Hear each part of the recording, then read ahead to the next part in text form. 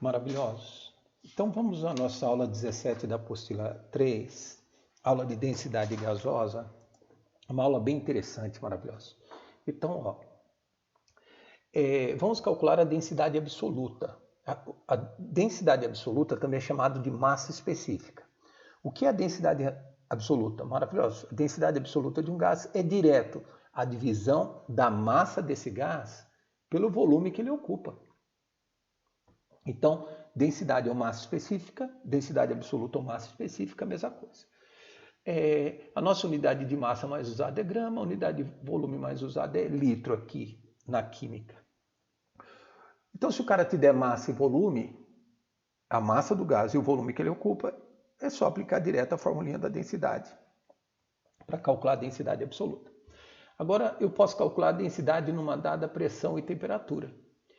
Eu vou demonstrar a equação maravilhosa da densidade numa dada pressão e temperatura. Ela é derivada da equação de Clapeyron. É bem simples a demonstração, maravilhosa. Se você esquecer, na hora da provinha você consegue demonstrar tranquilamente. Então está a equação de Clapeyron aqui, PV, Eminho sobre Emão, RT. Maravilhoso. O Emão que está dividindo, eu passei para lá multiplicando. Então ficou pressão vezes volume vezes massa molar igual a Eminho, RT. E esse RT que está multiplicando, eu passei para baixo dividindo. Ficou pressão vezes massa molar sobre RT. E desse lado, o volume que estava multiplicando, eu passei para cá dividindo.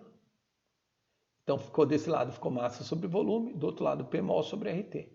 Maravilhoso. Massa sobre volume, Eminho sobre V é densidade. Então, a fórmula da densidade ficou pressão vezes massa molar sobre R vezes T. Então, como que eu calculo a densidade absoluta? Se o cara te der massa e volume, você usa essa primeira fórmula. Se ele te der pressão e temperatura, você usa a segunda fórmula. Legal. Agora, vamos calcular aqui a densidade de um gás na CNTP, maravilhoso. Na CNTP, eu sei a pressão, que é uma atmosfera, eu sei a temperatura, que é 0 graus Celsius, 273 Kelvin. Então, como eu sei pressão e temperatura, está a nossa equação aqui, Pmol sobre RT. Na CNTP, a pressão é 1 atmosfera. Como a pressão é 1 atmosfera, o valor do R, 0,082, ele vai dar. A temperatura na CNTP, 0 graus Celsius, 273 Kelvin. Emão é a massa molar do gás, né? Então, está aqui a nossa conta famosa. 0,082 vezes 273 é o quanto é que dá? 22,4. Então, você pega a massa molar do gás, que a unidade é grama por mol, e divide direto por 22,4. Né? Maravilhoso. A unidade aí será grama por litro. Legal. Agora, vamos a um exemplo aqui do cálculo maravilhoso da densidade absoluta de um gás. Olha a pergunta do item A. Qual a densidade do nitrogênio a 2 atmosferas e 77 graus Celsius e a densidade do nitrogênio na CNTP?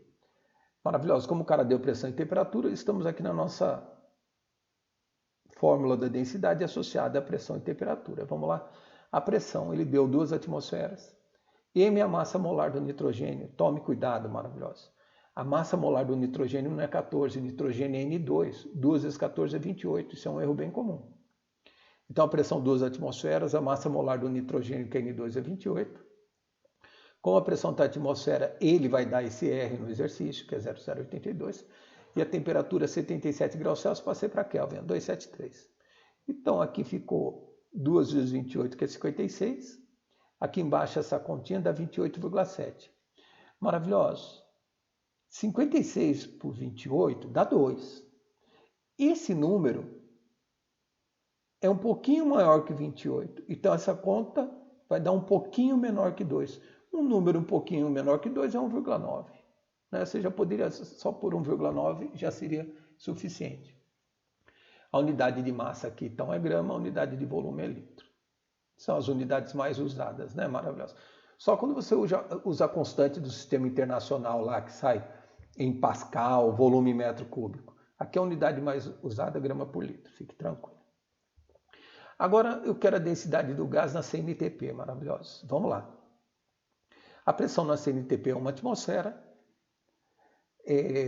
A massa molar do nitrogênio é 28, o R é 0,082. A temperatura na CNTP é 273 Então vai ficar 28 por 22,4, olha a nossa continha aí, 1,25 gramas por litro. Legal. Agora, vamos à densidade relativa. Maravilhoso. Ó a definição aí. Ó. Densidade relativa de dois gases é a razão entre a densidade desses gases na mesma pressão e temperatura. Então, densidade... Desculpa, maravilhoso. Densidade relativa é a relação das densidades. Relação é uma divisão. Quando o cara pedir para você calcular a densidade de um gás A em relação a um gás B, é para você dividir a densidade do gás A pela densidade do gás B. Então tá aqui, é assim que a gente representa. Ó. A densidade de A, B. A gente lê assim, a densidade do gás A em relação ao gás B. Você vai dividir a densidade do gás A pela densidade do gás B. Maravilhoso. Na mesma pressão e temperatura, eu estou colocando a fórmula da densidade. Ó. Densidade de A, pressão massa molar de A sobre RT.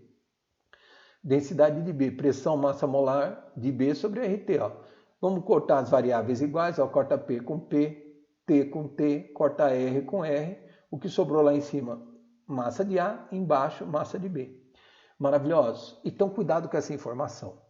A relação das densidades, a relação das densidades de dois gases coincide com a relação das massas molares. Ó. Então, densidade de A sobre densidade de B é igual à divisão da massa molar de A pela massa molar de B. Ó. Então, ficou aqui a formulinha. Ó. Densidade de A em relação a B, basta dividir a massa molar de A pela massa molar de B. Maravilhoso. Densidade absoluta tem unidade. A unidade mais usada é grama por litro. Densidade relativa não tem unidade não, maravilhoso. Ó, lá em cima a unidade é grama por mol, aqui embaixo é grama por mol, corta grama por mol com grama por mol, não tem unidade. Se você olhar para cá, a unidade aqui em cima é grama por litro, aqui embaixo é grama por litro, corta grama por litro com grama por litro, não tem unidade. Então, densidade absoluta tem unidade, a densidade relativa não tem. Então, vamos ao cálculo da densidade relativa. Olha como é que o examinador pergunta. Qual que é a densidade do gás hélio em relação ao hidrogênio? Para calcular a densidade do gás hélio em relação ao hidrogênio, você vai dividir a massa molar do gás hélio que o examinador vai dar pela massa molar do hidrogênio que ele dá também. Massa molar do hélio é 4, do hidrogênio é 2. Ó. Olha a densidade relativa a 2, não tem unidade. Como que eu interpreto esse número? A gente fala assim, o hélio é 2 vezes mais denso que o hidrogênio. A densidade relativa, maravilhosa, ela mostra quantas vezes um gás é mais denso que o outro. Ao segundo exemplo, qual a densidade do CO2 em relação ao hélio? Você vai dividir a massa do CO2 que ele vai dar pela massa do hélio que ele dá também. A massa do CO2 é 44, a massa do hélio é 4. Olha quanto que dá a densidade relativa, 11. Então a gente interpreta assim, o CO2 é um gás 11 vezes mais denso que o hélio. E a pergunta mais estranha é essa daqui, maravilhosa. Qual que é a densidade do CO2 em relação ao ar? Para calcular a densidade do CO2 em relação ao ar, você divide a massa do CO2 que ele vai dar pela massa do ar que ele não dá, maravilhoso. A massa do ar é obrigação nossa, você tem que memorizar esse número. A massa do CO2, então, é dada, é 44. A massa do ar ele não dá, é 28,9. Pode memorizar esse número. 44 por 28,9, 1,52. Eu vou mostrar como é que acha esse número aqui rapidinho, maravilhoso. Mas o ar é uma mistura gasosa. Vocês viram lá na aula de mistura comigo, maravilhoso. Quando eu quero saber a massa molar do ar, é a massa molar aparente do ar, que é uma massa molar média. É a massa molar média. Você vai pegar todos os gases que compõem o ar e calcular a média ponderada dessas massas molares. Então eu vou mostrar o cálculo já na próxima página, maravilhoso, mas fique esperto, esse é um número que o cara não dá. A massa do hélio ele vai dar, a do hidrogênio ele vai dar, a do CO2 ele vai dar, a do ar não dá. É que esse é mais um número que fará parte da sua vida. Tem tantos números que vocês memorizam, 6 vezes 10 a 23, ou 22,4, 0082, né, maravilhoso? Mas na revisão a gente lembra, fique tranquilo, é um número muito usado. Então vamos só ver aqui como é que a gente acha mesmo esse 28,9. Está aqui, ó. Cálculo da massa molar média do ar. Maravilhoso. O gás mais abundante do ar é nitrogênio, depois oxigênio e por último argônio. A massa do nitrogênio é 28, do oxigênio é 32 e do argônio é 40. Maravilhoso. Eu posso, para calcular a média desses números, eu posso somar e dividir por 3? Não. Quando a gente soma e divide por 3, o nome da média é média aritmética. A média aritmética só vale para porcentagens iguais, maravilhoso. Quando a porcentagem é diferente, é média ponderada. Está aqui a nossa fórmula da média ponderada. Massa do primeiro, porcentagem do primeiro, mais massa do segundo, porcentagem do segundo, massa do terceiro, porcentagem do terceiro, divide por 100. Então, lá, a massa do primeiro é 28, porcentagem do primeiro é 78. A massa do oxigênio é 32, porcentagem do oxigênio é 21. Massa do argônio é 40 vezes 1 dividido por 100. Olha quanto é que dá a continha aí? 28,9. Maravilhoso. Não é para você ficar fazendo essa conta na hora da prova, mesmo porque é mais difícil você lembrar desses números que memorizar um único número. Esse é um número que a gente já tem que estar memorizado. A massa molar aparente do ar, que é a massa molar média do ar. 28,9 gramas por mol. Legal. Aplicação da densidade relativa. Maravilhoso. Aonde que a gente aplica essa densidade relativa? Olha a pergunta. Eu tenho um balão de hélio, eu quero saber. Um balão de hélio no ar, ele sobe ou ele desce? Quem determina se o balão vai subir ou descer no ar é a densidade relativa. E é assim que você vai mostrar na prova dissertativa para o examinador, maravilhoso. É assim que você prova. Se o examinador perguntar, um balão de hélio no ar, ele sobe ou ele desce? Como que você justifica? Você vai falar assim, temos que calcular a densidade do hélio em relação ao ar. Divide a massa do hélio que ele vai dar pela massa do ar que ele não dá.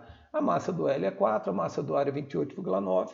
Nem precisa fazer essa divisão, maravilhosa. Essa divisão é um número menor que 1. Como é menor que 1, a gente fala que o hélio é menos denso que o ar. Se o hélio é menos denso que o ar, o balão de hélio no ar ele sobe, maravilhosa. O gás menos denso flutua no gás mais denso. Isso é como o líquido também. O líquido menos denso flutua no líquido mais denso, que nem água e óleo. O óleo fica em cima, a água fica embaixo. O menos denso vai para cima, o mais denso vai para baixo. Legal. Então, como o hélio é menos denso que o ar, o balãozinho de hélio sobe. Agora, um balão de CO2 no ar, ele sobe ou desce? Como eu justifico? Calcula a densidade do CO2 em relação ao ar. É só dividir a massa do CO2 pela massa do ar. A massa do CO2 é 44, ele dá, massa do ar ele não dá, 28,9. Não precisa fazer essa conta. Maravilhosa, essa conta é maior que 1, quer dizer que o CO2 é mais denso que o ar. Se o CO2 é mais denso que o ar, o balão de CO2 desce. Então é assim que a gente mostra numa prova dissertativa na química. Legal.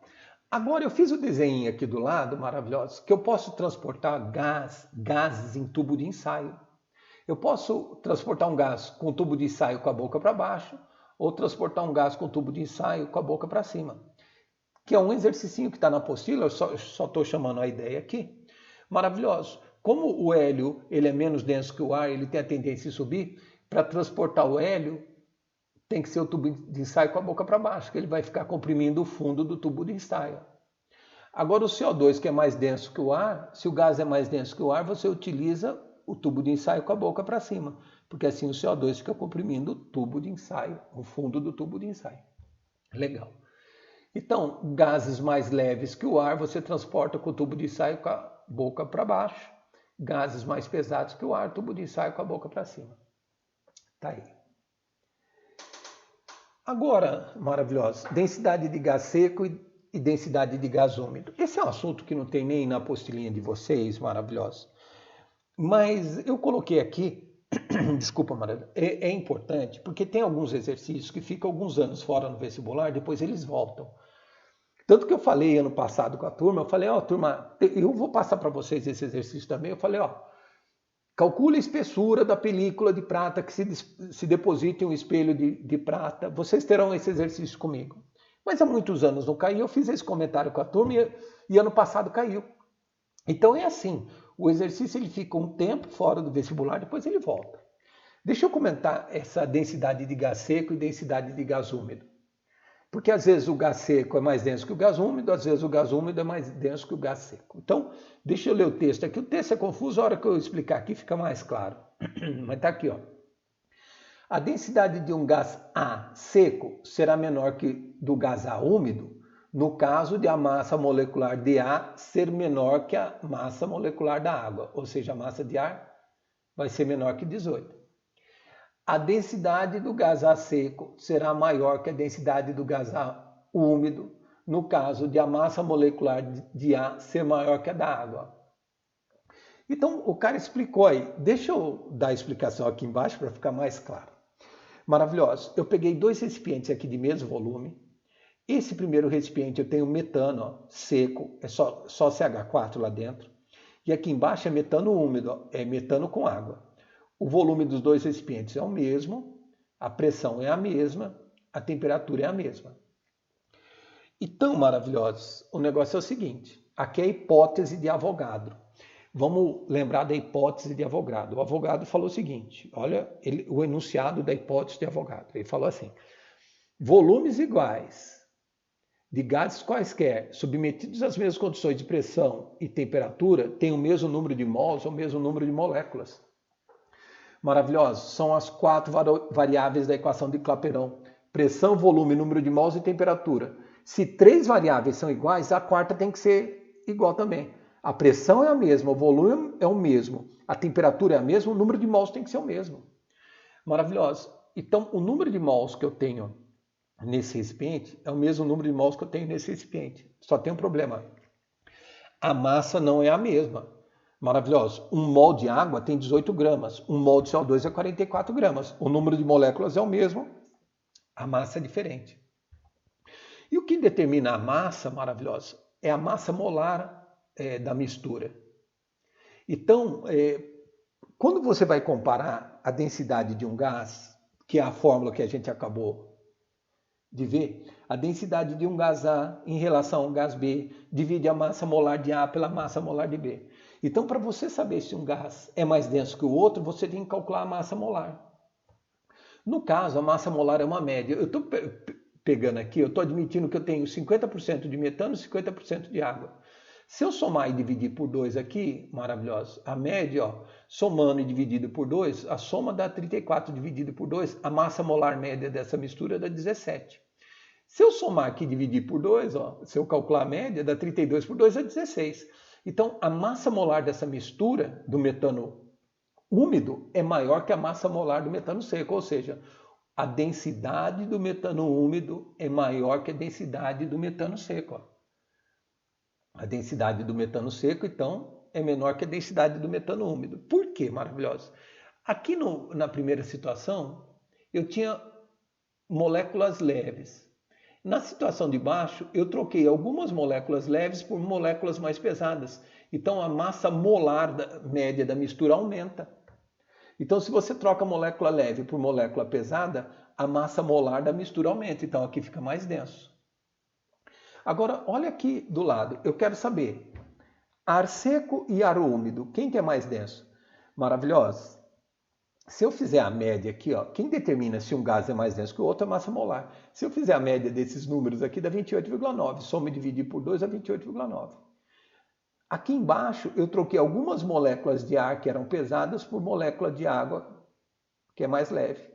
Então, maravilhoso. Como eu estou tirando molécula pesada e colocando molécula leve, a massa molar da mistura vai diminuir. Tanto a massa molar média, a massa molar aparente da mistura ar e água, eu vou somar e dividir por 2. Somando e dividindo por 2, eu fiz a continha aqui, dá 23,45. Então, a massa molar dessa mistura é 23,45. A massa molar aqui é 28,9. Então, o ar seco, a massa molar do ar seco é maior que a massa molar do ar úmido. Então, o ar seco é mais denso que o ar úmido. E esse negócio de somar e dividir por 2, maravilhoso, só vale quando eu tenho porcentagem de 50% e 50%. Eu estou admitindo 50% só para a gente levantar discussão, mas vale para qualquer densidade, para qualquer composição de mistura, perdão. Então, a regra é assim. Se você trocar molécula pesada por molécula leve, a massa molar diminui, então fica menos densa. Ou seja, se a massa molar do gás é maior que a massa molar da água, ele seco é mais denso que ele úmido. Se a massa molar do gás é menor que a massa molar da água, ele úmido é mais denso que ele seco. Então tá aí a discussão, maravilhosa. É bem simples, toma cuidado, né? Não tem aí no materialzinho, mas está o exemplo citado aí para a gente não deixar escapar nada aí.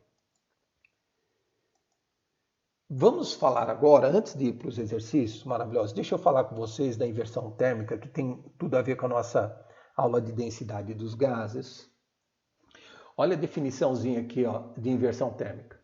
Isso é um fenômeno que ocorre no planeta Terra inteiro, maravilhoso. É um fenômeno que faz parte da natureza.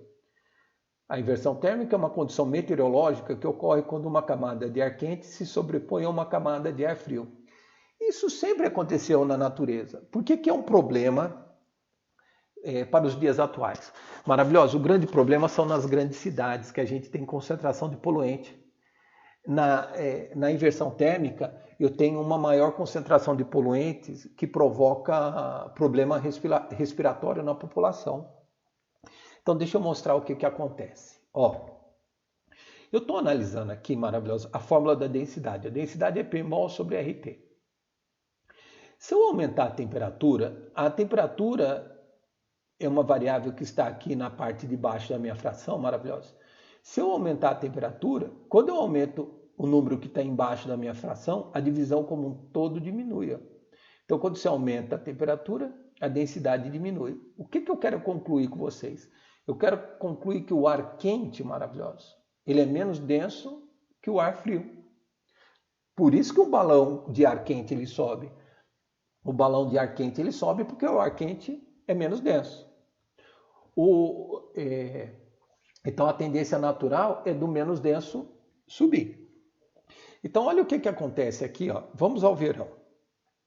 Aqui no verão, maravilhoso, às vezes aparece a cena na TV do cara fritando ovo no asfalto. A temperatura do asfalto está tão alta que consegue fritar um ovo. Então aqui no verão, né? Próximo do solo a temperatura está muito quente, aqui do asfalto, então vai aumentar a temperatura do ar. Então aqui na cidade, essa parte inferior, eu tenho uma camada de ar quente. À medida que você vai subindo, maravilhoso, o ar vai ficando frio. Quem salta de paraquedas percebe essa diferença de temperatura monstruosa. Se você pegar um dia de verão aqui, maravilhoso, 35 graus Celsius, está bem quente. Lá em cima está menos 10, menos 15 graus Celsius. Então, vai ocorrer aqui a circulação vertical maravilhosa. O ar quente é menos denso, ele sobe. O ar frio é mais denso, ele desce. Ocorre a circulação vertical, ou seja, no verão venta muito. Se venta muito, maravilhoso, dispersa os poluentes. Então, diminui a concentração de poluentes nos grandes centros urbanos. Agora, olha o problema do inverno aqui. No inverno, maravilhoso, aqui no solo, a temperatura está muito baixa. Quando você pega no sul, forma até gelo aqui no chão, no gramado. Então, no inverno, eu tenho uma camada de ar frio. À medida que você vai subindo, é uma camada de ar quente. Maravilhoso. Não é que aqui está quente. Aqui, o ar aqui em cima está mais quente que o ar aqui embaixo. Então, o que acontece? O que é inversão térmica? Até coloquei aqui, ó, inversão térmica é uma camada de ar quente entre duas camadas de ar frio. Então aqui ó, é uma camada de ar frio, aqui é uma camada de ar quente, ou seja, aqui está mais quente que esse ar aqui. E lá em cima é uma camada de ar frio. Então olha o que acontece, a inversão térmica maravilhosa é uma interposição de camadas. É uma camada de ar quente entre duas camadas de ar frio. Aí o que acontece? Esse ar quente sobe, esse ar frio desce, e aqui embaixo fica uma camada de ar estacionária. Aí no inverno não venta, maravilhoso. Se não venta, aumenta a concentração de poluentes, provocando problemas respiratórios aí na população. Então, o problema da inversão térmica é aumentar a concentração de poluentes nos grandes centros urbanos. Legal. Agora, maravilhosos, vamos aos exercícios de aula. Eu quero que vocês vão lá na página 556, maravilhosa. Vamos resolver os 4 exercícios da apostila. Eu quero então que você pare o videozinho, tente resolver e você acompanha a minha resolução. Então já estou indo lá no primeiro exercício. Ó. A densidade de um gás A na CNTP é igual a 2,5 gramas por litro. Dados massa do L4, constante universal 0,082, calcule a massa molecular desse gás. Maravilhoso. Como o cara deu densidade na CNTP, e CNTP eu sei pressão e temperatura, pega a fórmula da densidade que usa pressão e temperatura. Vamos lá. A densidade ele deu, 1,5. A pressão na CNTP é 1. Eu quero a massa molar, é isso que eu quero saber. O R ele deu também, 0,082. Na CNTP, maravilhosa, a temperatura 0 graus Celsius, 273 Kelvin.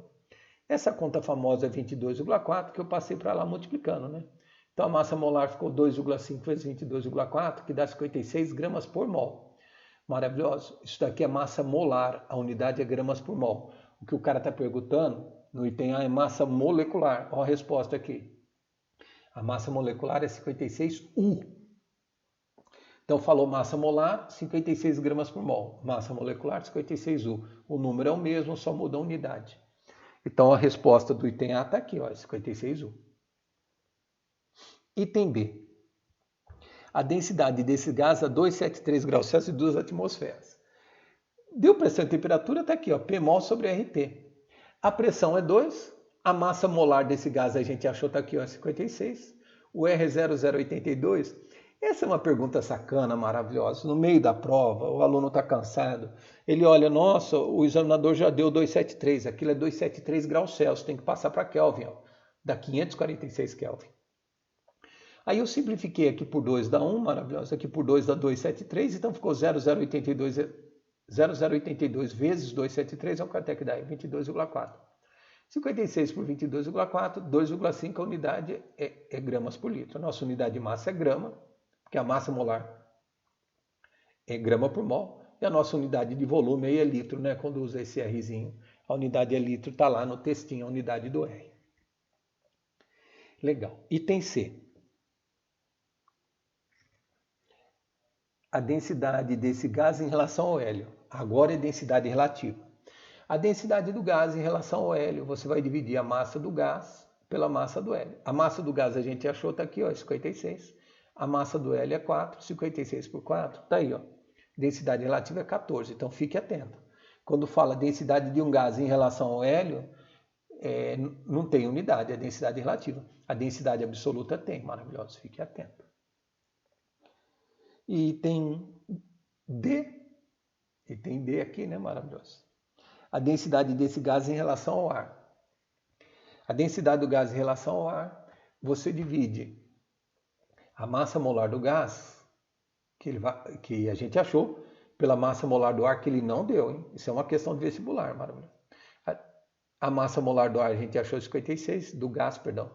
A massa molar do gás é 56, está aqui. A massa do ar 28,9. Maravilhoso.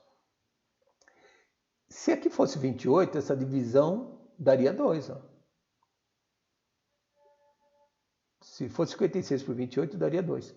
Como esse número é um pouquinho maior que 28, essa divisão é um pouquinho menor que 2. Um pouquinho menor que 2, você poderia falar 1,9, coisa linda. Mas está aí, 1,93 não tem unidade. Próximo exercício, exercício 2. Tem esse texto esquisito aqui, maravilhoso. No Enem é importante ler esse texto, viu? Apesar que esse exercício você teria que ler também, senão você não resolve. Olha o que o cara está falando. Cavendish ficou intrigado pelo gás que era produzido quando certos ácidos reagiam com metais. Descobriu que esse novo gás tinha uma densidade de apenas 1/14 da do ar. Observou também que, quando uma chama era introduzida numa mistura desse gás com ar, o gás pegava fogo. Por isso, chamou-o de ar inflamável dos metais. Cavendish pensou que o ar inflamável vinha, de fato, dos metais, não do ácido. Como a maioria dos químicos, seus contemporâneos, ele também aceitava a teoria do flogístico, acreditando que os metais eram uma combinação de cinzas metálicas e flogístico. Isso, juntamente com a leveza e inflamabilidade excepcionais do ar inflamável, o levou à conclusão sensacional de que havia conseguido isolar o flogístico. As informações contidas no texto permitem concluir que o gás observado por Cavendish era... Vamos lá, então. Maravilhoso. Ele contou todo um texto, toda uma história no texto, só para falar que a densidade do gás em relação ao ar está na razão de 1/14. Então vamos lá. A densidade do gás em relação ao ar é para você dividir a massa do gás pela massa do ar. E essa divisão vai estar na razão de 1 para 14. A massa do gás é o que a gente quer, a massa do ar, perceba que ele não deu, maravilhoso. Ó, ele não vai dar. A massa do ar é 28,9, que eu passei para lá multiplicando. Ó. Então a massa do gás ficou 28,9 por 14, que dá 2,06. Aí é gramas por mol aqui, né? A massa molar, 2,06 gramas por mol. Maravilhoso. Aí é testar qual alternativa que tem a massa mais próxima. No caso, a alternativa C, que é o gás hidrogênio. Ó, 2 vezes 1, 2 gramas por mol. É a massa molar mais próxima. Legal. Vamos a esse exercício 3. Ele é interessante, maravilhoso. Olha o que o cara está falando. Um balão leve de volume fixo flutua no ar quando preenchido com gás hélio à temperatura ambiente. O mesmo balão pode flutuar no ar se for preenchido com ar aquecido e gases quentes produzidos pela combustão de butano. Conhecendo as massas molares do ar, hélio, carbono, nitrogênio e oxigênio, a explicação para o fato do balão preenchido pela mistura gasosa aquecida flutuar no ar. Então, olha a explicação, exercício interessante, maravilhoso. Vamos lá. Vamos explicar utilizando a equação de Clapeyron. PV, Eminho sobre mão, RT. Perdão, PV, NRT. Eu vou isolar o número de mols, maravilhoso. O número de mols é PV sobre RT. Então, olha o que acontece. Por que o balão de ar quente ele sobe, maravilhoso? A física gosta de falar que o balão de ar quente sobe porque o empuxo que é vertical para cima é maior que o peso que é vertical para baixo. Então, quando o impulso é maior, o balão sobe. Olha como é que você explica isso na química maravilhosa. Se eu aumentar a temperatura, de novo, ó, a temperatura, ele está aqui na parte de baixo da minha fração. Quando você aumenta o número que está na parte de baixo, a divisão como um todo diminui. Ó. Aumentou a temperatura, diminui o número de mols. Maravilhoso. Então, quando aumenta a temperatura, o número de mols diminui. Diminuir o número de mols é diminuir a massa do gás que está dentro do balão. Maravilhoso. O número de mols é o número de moléculas. Ó. Desculpa, mano. Se o número de moléculas cai pela metade, a massa do ar que está dentro do balão caiu pela metade. Então, se eu aumentou a temperatura, diminui o número de mols. Diminuir o número de mols é diminuir a massa. Por quê? Maravilhoso. Quando você aumenta a temperatura, é assim, ó, aqui eu estou aquecendo com gás propano, estou queimando o propano, eu estou aumentando a temperatura do ar que está lá dentro. Quando você aumenta a temperatura de um gás, ele tende a sofrer uma expansão ou contração? Expansão. O gás quer aumentar de volume, só que esse balão ele tem parede indeformável. Isso aqui é uma lona, é nylon, maravilhosa, é que nem a lona do paraquedas. Ele não é elástico, esse balão. O volume não muda, o volume é fixo. Como o volume do balão não aumenta, o gás vai expandir. Quando ele expande, começa a escapar ar para fora do balão. Aumentou a temperatura, o ar tende a sofrer uma expansão, então parte das moléculas de ar que estavam dentro do balão são expulsas para fora do balão. Então, ó, é só olhar na fórmula da densidade. A massa do ar lá dentro do balão diminuiu, o volume do balão é o mesmo. Ó. Quando diminui a massa, diminui a densidade. Ó. Então tá a explicaçãozinha aqui, ó, que dá a alternativa E. Olha a explicação aqui do item E, maravilhoso.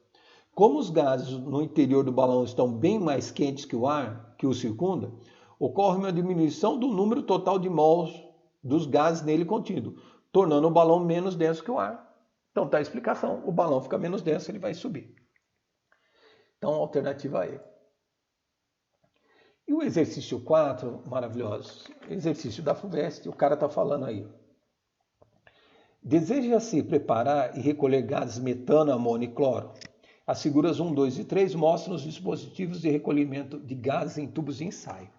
O cara deu a tabelinha, ó, metano, massa molar 16, solubilidade na água, desprezível. Então o metano é insolúvel na água. Amônia, massa molar 17, solubilidade em água é alta. Cloro, massa molar 71, solubilidade é alta. O ar, massa molar 29. Escolha dentre os dispositivos apresentados o mais adequado para recolher nas condições ambientes, metano, amônio e cloro. Esses dispositivos são respectivamente. Então vamos lá. Maravilhoso. Como eu havia dito lá atrás, a gente pode transportar gás em tubo de ensaio. Gases mais leves que o ar, ó, e o cara foi generoso, perceba que ele deu a massa do ar, que é 29. Gases mais leves que o ar, você transporta tubo com a boca para baixo. Gás mais pesado que o ar é tubo de ensaio com a boca para cima. Então, primeiro, maravilhoso, por que tem água aqui nesse desenho? Se você puder coletar gás com água, é melhor, que ele já é coletado pressurizado. Por exemplo, você mergulha esse tubo de ensaio dentro desse copinho maravilhoso e puxa ele pelo fundo, a água fica até o topo. Ó. Depois vocês verão na física que se você for puxando esse tubo de ensaio, a água sobe até 10 metros de coluna d'água. Então, uma atmosfera levanta uma coluna equivalente a 10 metros de coluna d'água. Então, o que acontece? Quando eu puxo esse tubo de ensaio pelo fundo, maravilhoso, eu tenho água até o topo. Quando eu começo a injetar o gás aqui dentro, ele vai empurrando essa linha d'água para baixo e você consegue coletar o gás pressurizado. Então, se você puder coletar gás utilizando água, é melhor porque você coleta gás pressurizado e a quantidade de gás que você vai coletar é maior. Só que você não pode usar água se o gás for solúvel. Se o gás for solúvel em água, ele dissolve na água e vai embora. Então, maravilhoso, boca para baixo serve para gases mais leves que o ar. Para gases menos densos que o ar, né? Água é para gás insolúvel e se não tem água são para os gases solúveis, né? Então, vamos associar aqui rapidinho. O metano, ele fica então para a figura 3, maravilhoso, porque ele é um gás mais leve que o ar, tem que ser tubo para baixo, e ele é insolúvel na água, então pode ter água com metano, ele não vai se dissolver na água. A figura 1 é para amônia, é boca para baixo, só que não pode ter água, porque a amônia, a solubilidade em água é alta. Se você colocar amônia aqui, ela dissolve e vai embora. E o tubo 2, maravilhoso, é para o cloro, boca para cima, o cloro é mais denso, então desce. Portanto, o exercício 4 da alternativa B. Vamos parando por aqui, tão maravilhoso, a gente já vai para a nossa aula 18. Valeu!